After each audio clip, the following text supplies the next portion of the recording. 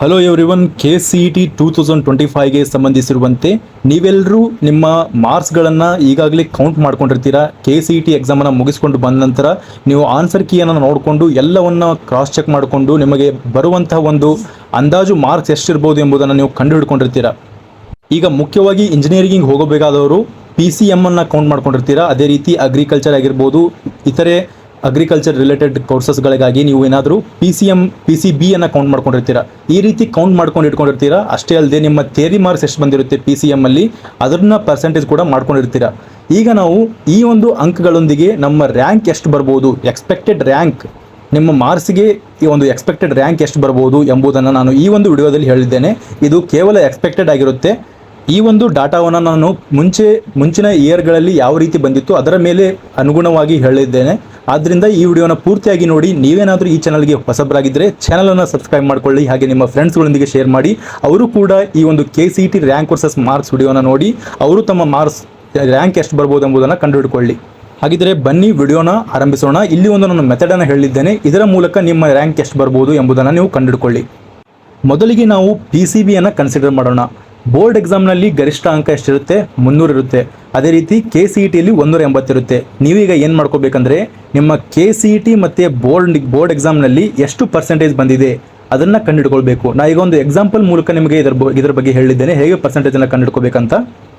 ಈಗ ಒಬ್ಬ ವಿದ್ಯಾರ್ಥಿಗೆ KCETಯಲ್ಲಿ 120 ಅಂಕಗಳು ಬಂದಿದೆ ಅಂತ ಅನ್ಕೊಳ್ಳಿ. 180ಕ್ಕೆ 120 ಅಂಕಗಳು ಬಂದಿದೆ. ಅವನ ಪರ್ಸೆಂಟೇಜ್ ಎಷ್ಟಾಗುತ್ತೆ ಅಂದರೆ 120 ಡಿವೈಡೆಡ್ ಬೈ 180 ಇಂಟು 100 ಮಾಡಿದ್ರೆ 66.6% ಬರುತ್ತೆ.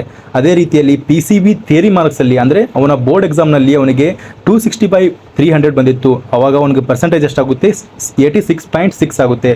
ಇವಾಗ ನೀವು ಏನು ಮಾಡಬೇಕಂದ್ರೆ ಈ 66.6 ಮತ್ತು 86.6 ಇದರ ಎವರೇಜನ್ನು ತೆಗೆದುಕೊಳ್ಬೇಕು. ಎವರೇಜನ್ನು ಹೇಗೆ ತೆಗೆದುಕೊಳ್ಬೇಕು ಅನ್ನೋದನ್ನು ಹೇಳ್ತೇನೆ ಕೇಳಿ. ಆ ಒಂದು ವಿದ್ಯಾರ್ಥಿಯ 66.6 ಮತ್ತು 86.6 ಈ ಎರಡನ್ನು ಡಿವೈಡೆಡ್ ಬೈ 2 ಮಾಡಿದಾಗ ಅವನ ಟೋಟಲ್ ಪರ್ಸೆಂಟೇಜ್ ಎಷ್ಟು ಬರುತ್ತೆ? 77.6 ಬರುತ್ತೆ. ಇದು ಅವನ ಟೋಟಲ್ ಎವರೇಜ್ ತಗೊಂಡಾಗ ಬರುವಂಥ ಒಂದು ಪರ್ಸೆಂಟೇಜ್ ಆಗಿರುತ್ತೆ. ಇದು KCET ಮತ್ತು ಬೋರ್ಡ್ ಎಕ್ಸಾಮ್ಗೆ ಎರಡನ್ನೂ ಕನ್ಸಿಡರ್ ಮಾಡಿ ಅದರ ಎವರೇಜನ್ನು ತೆಗೆದಾಗ ಇಷ್ಟು ಪರ್ಸೆಂಟೇಜ್ಗಳು ಅವನಿಗೆ ಬರುತ್ತೆ. ಈಗ ನೋಡ್ಬೋದು, ನಿಮ್ಮ ಪರ್ಸೆಂಟೇಜ್ ಏನಾದರೂ 95 ಇಂದ 100% ಹೊರಗಡೆ ಇದ್ದರೆ ಆ ರ್ಯಾಂಕಿಂಗ್ ಎಷ್ಟಿರ್ಬೋದು ಅಂದರೆ 1 to 300 ರ್ಯಾಂಕ್ ಒಳಗಡೆ ನಿಮ್ಮ ರ್ಯಾಂಕಿಂಗ್ ಬರ್ಬೋದು. 90 to 95 ಇದ್ದರೆ 300 to 1000 ಆಗ್ಬೋದು. 85 to 90% ಇದ್ದರೆ 1000 to 2000 ಆಗ್ಬೋದು. 80% to 85% ಇದ್ದರೆ 2000 to 4000 ಆಗ್ಬೋದು. ಅದೇ ರೀತಿಯಲ್ಲಿ ಮುಂದಿನ ಪರ್ಸೆಂಟೇಜ್ಗಳನ್ನು ನಾನು ಇಲ್ಲಿ ಕೊಟ್ಟಿದ್ದೇನೆ. ಇಲ್ಲಿ ಮುಖ್ಯವಾಗಿ ನೆನಪಿಟ್ಕೊಳ್ಬೇಕಾದದ್ದು ಏನಂದರೆ ಈ 60% ಇಂದ 70% ಹೊರಗಡೆ ಯಾರ್ಯಾರು ಇರ್ತಾರೋ ಅಂಥವರಲ್ಲಿ ಬಹಳಷ್ಟು ವೇರಿ ಆಗುವಂಥ ರ್ಯಾಂಕ್ ವೇರಿ ಆಗುವಂಥ ಚಾನ್ಸಸ್ಸು ಬಹಳಷ್ಟು ಇರುತ್ತೆ.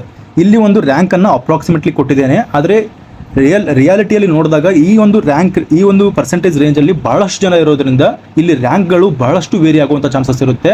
ಆದ್ದರಿಂದ ಇದು ಒಂದು ತುಂಬ ಡೇಂಜರಸ್ ಝೋನ್ ಅಂತ ಹೇಳ್ಬೋದು. 60 to 70% ಏನಿದೆ ಈ ಪರ್ಸೆಂಟೇಜಲ್ಲಿ ಬಹಳಷ್ಟು ಜನರು ಇದೇ ಒಂದು ಎವರೇಜ್ ಕ್ಯಾಟಗರಿ, ಈ ಒಂದು ಎವರೇಜ್ ರ್ಯಾಂಕಲ್ಲಿ ಪರ್ಸೆಂಟೇಜಲ್ಲಿ ಇರ್ತಾರೆ. ಆದ್ದರಿಂದ ಬಹಳಷ್ಟು ವೇರಿ ಆಗುವಂಥ ಚಾನ್ಸಸ್ ಇರುತ್ತೆ. 1% ಚೇಂಜ್ ಆದರೂ ಕೂಡ ಅಲ್ಲಿ ಬಹಳಷ್ಟು ಜನರು ಬರ್ತಾರೆ ಒಳಗಡೆ.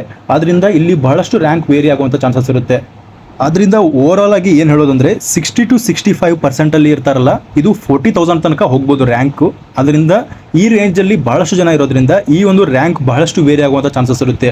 ವರ್ಷದಿಂದ ವರ್ಷಕ್ಕೆ ಕಾಂಪಿಟೇಷನ್ ಕೂಡ ಜಾಸ್ತಿ ಆಗೋದ್ರಿಂದ ಈ ಒಂದು ರ್ಯಾಂಕ್ ರೇಂಜ್ ಇರುತ್ತಲ್ಲ ಇದು ಬಹಳಷ್ಟು ಜಾಸ್ತಿ ಆಗುತ್ತೆ.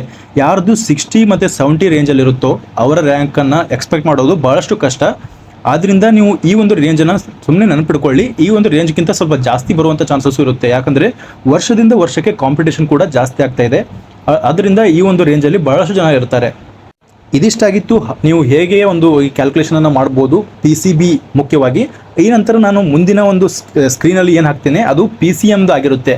PCM ಅವರು ಕೂಡ ಈ ರೀತಿ ಚೆಕ್ ಮಾಡ್ಕೊಳ್ಬೋದು. ಇದು ಇವಾಗ ಸ್ಕ್ರೀನಲ್ಲಿ ಏನು ಬರ್ತಾ ಇದೆ ಇದು PCMಗೆ ಸಂಬಂಧಪಟ್ಟಂತೆ ನಿಮ್ಮ ರ್ಯಾಂಕ್ ರೇಂಜ್ ಎಷ್ಟಿರ್ಬೋದು ಎಂಬುದನ್ನು ಈ ಒಂದು ಸ್ಕ್ರೀನಲ್ಲಿ ನೋಡ್ಬೋದು. 95 to 100 ಇದ್ದರೆ 1 to 500 ರ್ಯಾಂಕ್ ಒಳಗೆ ಬರ್ಬೋದು. ಯಾಕಂದರೆ ಇದರಲ್ಲಿ ಇಂಜಿನಿಯರಿಂಗಲ್ಲಿ ಪಾರ್ಟಿಸಿಪೇಟ್ ಮಾಡೋರ ಸಂಖ್ಯೆ ಜಾಸ್ತಿ ಇರೋದ್ರಿಂದ ಈ ಒಂದು ಕಂಬೈನ್ಡ್ ಪರ್ಸೆಂಟೇಜ್ಗೆ ರ್ಯಾಂಕ್ ಸ್ವಲ್ಪ ಜಾಸ್ತಿ ಬರುವಂಥ ಚಾನ್ಸಸ್ ಇರುತ್ತೆ. ಅದೇ ರೀತಿ ನೋಡ್ಬೋದು 70 to 75% ಇಷ್ಟು ರ್ಯಾಂಕ್ ರೇಂಜ್ ಒಳಗೆ ಬರುತ್ತೆ. ಇದರಲ್ಲೂ ಕೂಡ ನಾನು ಹೇಳೋದಂದರೆ 60 to 70% ಅಥವಾ 50 to 70% ಒಳಗಡೆ ಭಾಳಷ್ಟು ಜನ ಇರೋದ್ರಿಂದ ಇಲ್ಲಿ ರ್ಯಾಂಕ್ ವೇರಿಯೇಷನ್ ಭಾಳಷ್ಟು ಆಗುತ್ತೆ. ಈ ಒಂದು ವಿಡಿಯೋ ಮೂಲಕ ನಿಮಗೆ ನಿಮ್ಮ ರ್ಯಾಂಕ್ ರೇಂಜ್ ಎಷ್ಟು ಬರ್ಬೋದು ಎಂಬುದನ್ನು ನಿಮ್ಮ ಒಂದು ಅಂದಾಜಲ್ಲಿ ಮಾಡ್ಕೊಂಡಿರ್ಬೋದು ಕ್ಯಾಲ್ಕುಲೇಷನನ್ನು. ಈ ವಿಡಿಯೋ ಇಷ್ಟವಾಗಿದ್ದರೆ ನಿಮ್ಮ ಫ್ರೆಂಡ್ಸ್ಗಳೊಂದಿಗೆ ಶೇರ್ ಮಾಡಿ, ಹಾಗೆ ಚಾನಲನ್ನು ಸಬ್ಸ್ಕ್ರೈಬ್ ಮಾಡ್ಕೊಳ್ಳಿ. Thank you.